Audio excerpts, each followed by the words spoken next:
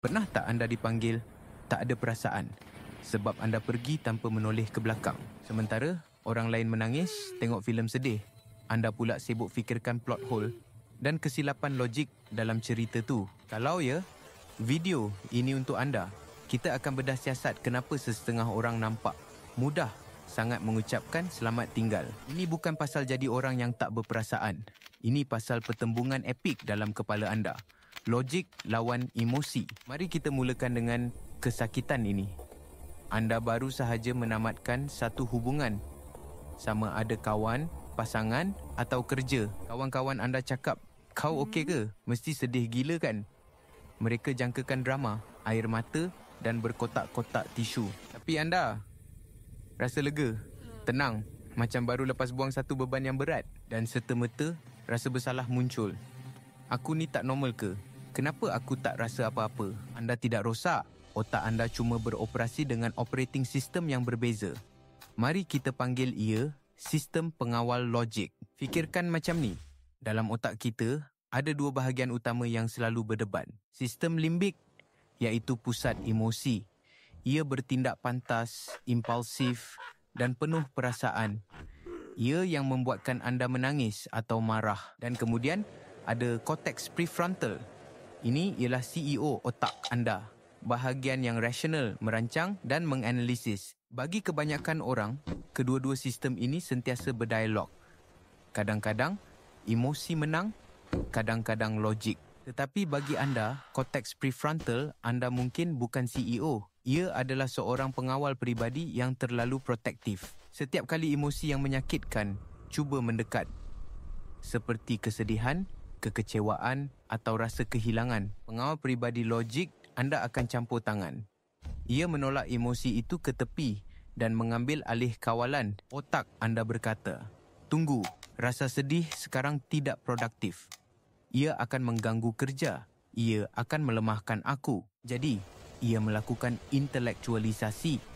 Ia menukar masalah emosi menjadi masalah logik yang perlu diselesaikan. Alih-alih "aku rindu dia", otak anda proses sebagai "ketiadaan dia dalam hidupku meningkatkan produktivitiku sebanyak 15%. Ini bukan sebab anda tak ada hati. Ini adalah mekanisme pertahanan yang sangat efisien. Mungkin pada masa lalu, emosi yang tidak terkawal pernah membawa padah.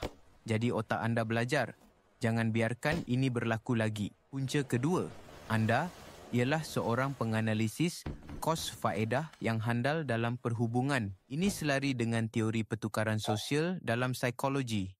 Teori ini menyatakan bahawa kita secara tidak sedar menilai hubungan kita. Kita bandingkan ganjaran, sokongan, kegembiraan, kemajuan dengan kos, tekanan, masa, tenaga emosi. Apabila kos mula melebihi ganjaran secara konsisten, otak logik anda akan membunyikan penggera.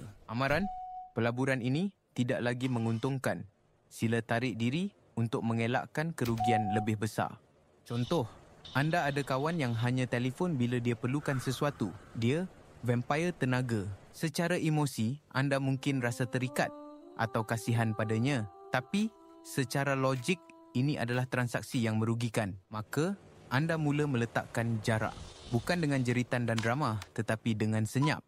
Anda ghosting secara logikal. Orang lain mungkin nampak ia kejam, tapi bagi anda, ia adalah penyelesaian yang paling efisien untuk menghentikan kerugian tenaga. Punca ketiga dan yang paling dalam, gaya lekatan, attachment style anda. Teori lekatan menerangkan bagaimana pengalaman kita semasa kecil dengan penjaga membentuk cara kita berhubung dengan orang lain apabila dewasa. Jika anda mudah melepaskan orang, anda mungkin cenderung kepada gaya lekatan mengelak, avoidant attachment style. Orang dengan gaya ini sangat menghargai kebebasan dan berdikari. Keintiman yang mendalam boleh terasa seperti satu ancaman. Ini mungkin kerana semasa kecil, kebergantungan emosi tidak dialu-alukan atau tidak selamat. Anda belajar untuk harap pada diri sendiri sahaja. Jadi, apabila hubungan menjadi terlalu rapat atau terlalu rumit, sistem penggera dalaman anda berbunyi. Meninggalkan hubungan itu terasa lebih selamat daripada risiko kehilangan diri atau disakiti. Maka, gabungkan ketiga-tiga punca ini. Pengawal logik yang kuat, analisis kos faedah dan gaya lekatan mengelak. Dan anda akan dapat resipi untuk seseorang yang boleh memutuskan hubungan dengan ketepatan seorang pakar bedah. Jadi, apa yang perlu dibuat? Adakah anda perlu memperbaiki diri anda? Tidak. Ini bukan tentang membuang logik anda. Logik anda adalah satu aset yang hebat. Ia melindungi anda dari hubungan toksik dan keputusan yang buruk. Ia membantu anda mengekalkan sempadan yang sihat. Matlamatnya bukan untuk memecat pengawal peribadi anda, tetapi untuk melatihnya supaya bekerja sama dengan bahagian emosi anda. Ini adalah tentang integrasi, bukan eliminasi. Berikut adalah beberapa langkah praktikal. Langkah 1. Iktiraf emosi tanpa menghakimi. Apabila anda membuat keputusan untuk pergi, berhenti sejenak. Tanya diri anda, apa yang aku rasa di sebalik logik ini? Mungkin ada sedikit kesedihan. Mungkin ada rasa takut. Namakan emosi itu.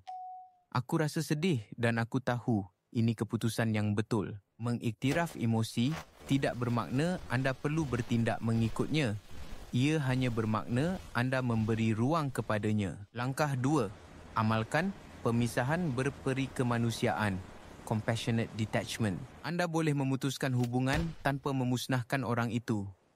Logik tidak perlu jadi kejam. Gunakan ayat yang jelas, jujur dan tidak menyalahkan. Saya hargai masa kita bersama, tapi jalan kita sekarang berbeza. Saya doakan yang terbaik untuk awak. Ini adalah gabungan logik. Keputusan telah dibuat dan empati. Saya mengiktiraf perasaan anda. Langkah 3. Takrifkan semula kekuatan. Masyarakat sering menyamakan luahan emosi dengan kekuatan. Menangis itu berani. Terdedah itu kuat. Tetapi kekuatan juga ada dalam ketenangan. Dalam membuat keputusan yang sukar demi kesejahteraan jangka panjang anda. Walaupun ia tidak popular. Kekuatan anda bukanlah ketiadaan emosi. Kekuatan anda adalah keupayaan untuk tidak dikawal oleh emosi. Jadi, lain kali seseorang memanggil anda tak ada perasaan, anda boleh senyum dan tahu yang sebenarnya. Anda bukan tak ada perasaan. Anda cuma ada pengawal peribadi yang sangat cekap di pintu masuk hati anda. Anda tidak mudah mengucapkan selamat tinggal kerana anda tidak peduli. Anda melakukannya kerana anda terlalu peduli tentang ketenangan, tenaga dan masa depan anda. Dan itu bukanlah satu kelemahan. Ia adalah satu bentuk kebijaksanaan yang senyap.